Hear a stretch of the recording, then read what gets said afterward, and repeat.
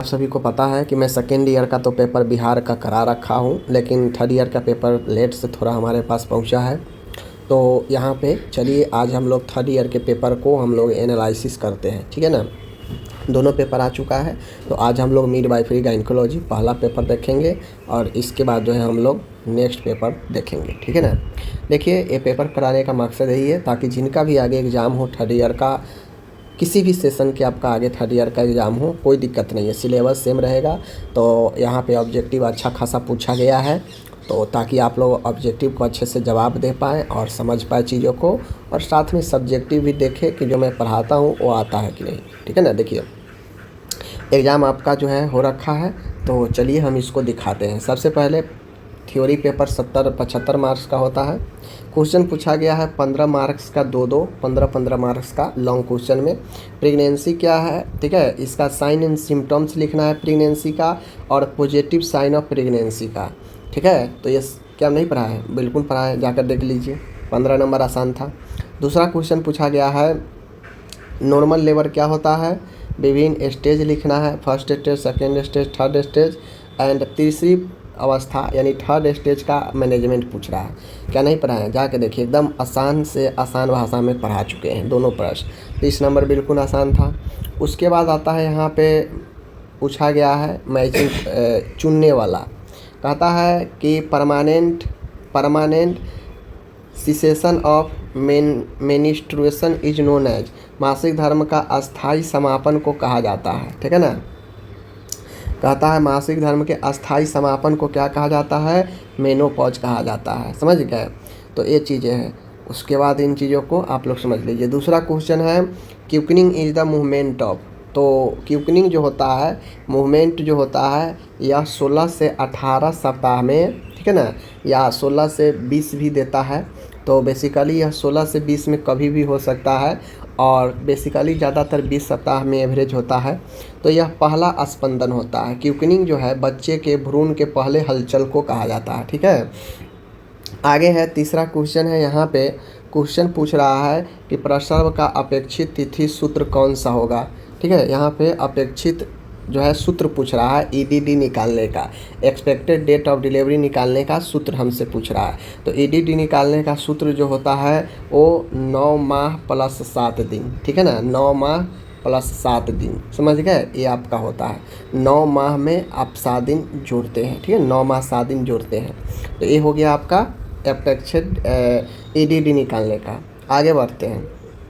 आगे जो क्वेश्चन है तो यहीं पर है, देख लीजिए। कहता है लोकिया रूब्रा का रंग होता है। लोकिया रूब्रा का कैसा रंग होता है? यह पास्टमॉर्टम हेमरेज का एक लोकिया का प्रकार है।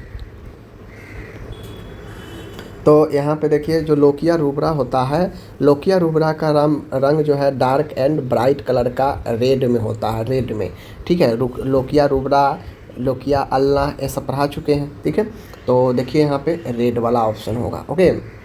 इसी में नेक्स्ट क्वेश्चन है, कहता है कंडोम प्रिवेंट्स इन्फेक्शन ऑफ, मतलब कंडोम किससे जो है बचाव रोकथाम करता है?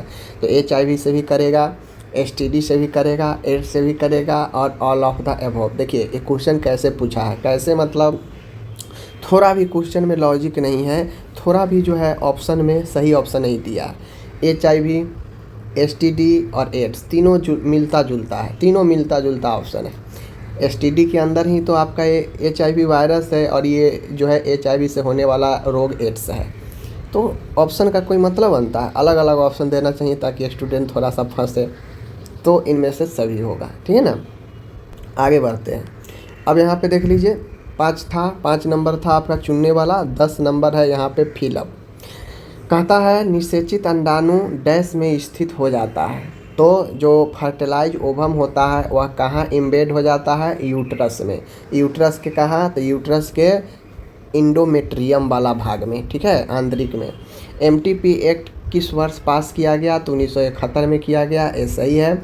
आगे है शरीर का भाग जो IUGR में सर्वप्रथम क्षतिग्रस्त होता है। तो वे ऑर्गेन जो IUGR, जिसे इंट्रायूटेराइन ग्रोथ रेस्ट्रिक्शंस बोलते हैं, इसमें होता यह है कि जो प्लेसेंटा जो होता है, प्लेसेंटा सबसे पहले जो है क्षतिग्रस्त होता है, ठीक है ना, प्लेसेंटा याद रखिएगा, अपरा। Lack of oxygen is called hypoxia, ये सही है। ठीक है, आगे बढ़ते हैं। आगे है यहाँ पे शिशु का समान वजन 10 किलोग्राम होता है। तो आप लोग जानते हैं 2500 से लेकर 3000 ग्राम होता है। केजी में कहा जाए तो 2.5 से 3 केजी राइट है। ओके, आगे बढ़ते हैं। कहता है severe vomiting is pregnancy is known at, यानी प्रेगनेंसी में गंभीर वोमिटिंग होता है तो उसे हाइपरमेसिस ग्रेविडेरम बोलते हैं। क्या बोलते हैं? हाइपरमेसिस ग्रेविडेरम बोलते हैं। ठीक है, आगे बढ़ते हैं। नवजात शिशु पर लगे चिकने पदार्थ को क्या कहते हैं? जब बच्चा जन्म लेता है तो उसके बॉडी पर चिकना जो है क्रीम टाइप से लगा होता है, जिसे हम लोग वर्निक्स कैसियोसा बोलते हैं। क्या बोलते हैं? वर्निक्स कैसियोसा बोलते हैं। सारे ऑब्जेक्टिव पढ़ाया गया है। एंटेरियर फ्रंटली क्लोज एट, यानी एंटेरियर अग्र फ्रंटली कब बंद होता है? समझ गए? तो एंटेरियर फ्रंटली जो बंद होता है लगभग 18 महीने में ये एवरेज बंद होता है। समझ गए? आगे मैं बढ़ता हूँ। यहाँ पे एंटेरियर फ्रंटली, यहीं पर अगर पोस्टेरियर पूछ लेता तो कितना होता? 1.5 से 2 महीना। समझ गए? पोस्टेरियर में कम समय में बंद हो जाता है। Cervical dystocia occurs due to dash cervical dilation. कहता है कि सर्वाइकल डिस्टोसिया जो होता है किसके कारण जो है आपको हो जाता है? सर्वाइकल डिस्टोसिया के कारण किस कारण से सर्वाइकल डिलेशन जो है ख़राब हो जाता है? तो इम्प्रॉपर होगा। बात सही है, इम्प्रॉपर ठीक ढंग से सर्वाइकल डिलेशन नहीं हो पाता है सर्वाइकल डिस्टोसिया में। ओके, आगे है यहाँ पे देख सकते हैं। कहता है length of umbilical cord. Length of umbilical cord, umbilical cord की जो लंबाई होती है 50 सेंटीमीटर होती है। इसको ध्यान में रखना है। ठीक है, तो देखिए जिनका भी आगे एग्जाम है 15 नंबर ठीक ठाक क्वेश्चन पूछा गया। ऑब्जेक्टिव में कोई खासा दम था नहीं, सारा ऑब्जेक्टिव पढ़ाया गया है, जाकर देख लीजिए आप लोग। ठीक है, इसीलिए मैं कहता हूँ कि अलग अलग स्टेट का क्वेश्चन जरूर देखिए। भले आप किसी भी स्टेट से कर रहे हैं लेकिन सारा सिलेबस समान है, आपको प्रैक्टिस हो जाएगा।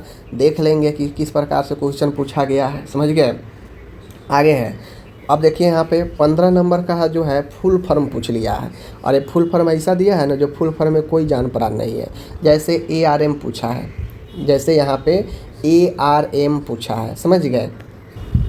तो ये जो यहाँ पे है कहता है ARM का फुल फॉर्म। देखिए तो ARM का फुल फॉर्म होता है आर्टिफिशियल रैप्चर ऑफ मेम्ब्रेन, यानी आर्टिफिशियल रूप से मेम्ब्रेन का क्षतिग्रस्त होना। ठीक है ना, आर्टिफिशियल रैप्चर ऑफ मेम्ब्रेन। ठीक है, आगे है IUD।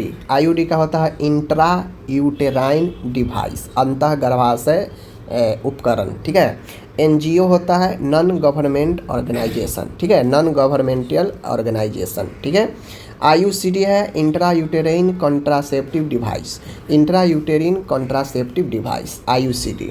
APH होता है एंटी पार्टूम हेमरेज, एंटी पार्टूम हेमरेज। ठीक है, HCG होता है ह्यूमन कोरियोनिक गोनाडोट्रोपिन। ठीक है, ह्यूमन कोरियोनिक गोनाडोट्रोपिन। ठीक है, याद रखिएगा। PROM होता है pre rapture of membrane, pre mature rapture of membrane. आगे है यहाँ पे देख सकते हैं HCG हो गया, PROM हो गया, LMP है। देख लीजिए यहाँ पे LMP का मतलब होता है लास्ट मेंस्ट्रुएशनल पीरियड, लास्ट मेंस्ट्रुएशनल पीरियड। ठीक है, KMC होता है कंगारू मदर केयर होता है। RCH होता है रिप्रोडक्टिव एंड चाइल्ड हेल्थ। ठीक है ना, reproductive and child health. FHR है, FHR का मतलब होता है foetal heart rate, foetal heart rate. ठीक है, ICDS होता है integrated child development scheme, integrated child development scheme. NSB होता है नॉन सर्जिकल वैस्कोटोमी। ठीक है, LOP होता है, LAP होता है। LOP का आप लोग कमेंट कीजिए। LOP एक आपको मैं छोड़ता हूँ इतना में। LBW होता है लो बर्थ वेट। ठीक है, लो बर्थ वेट होता है, इतना में आप एक का इसका कमेंट कीजिए। ठीक है, चलिए आगे बढ़ते हैं। ये हो गया 15 नंबर, बिल्कुल आसान था। अब आगे देखिए, आगे शॉर्ट क्वेश्चन पूछा है 15 नंबर का, कोई 3 का जवाब देना है 4 में से। ठीक है, जैसे RH इनकम्पैटिबिलिटी। ठीक है ना, RH इनकम्पैटिबिलिटी के बारे में पूछा है, RH असंगता के बारे में, टिटनस नियोनेंट्रम के बारे में पूछा है, मेनोपॉज के बारे में पूछा है, और मासिक धर्म से पूर्व संलक्षण प्री मेंस्ट्रुएशनल सिंड्रोम। समझ गए। ये 4 में से 3 का जवाब देना था, हम तो 3 आराम से पढ़ा चुके हैं। तो इस प्रकार से आपका क्वेश्चन होता है समाप्त। देखिए कैसा अच्छा क्वेश्चन पूछा है, ठीक है। बाकी जो लोग हैं आप लोग इसको तैयारी कर लीजिए, अच्छी बात है। मिलते हैं अगले वीडियो में, धन्यवाद।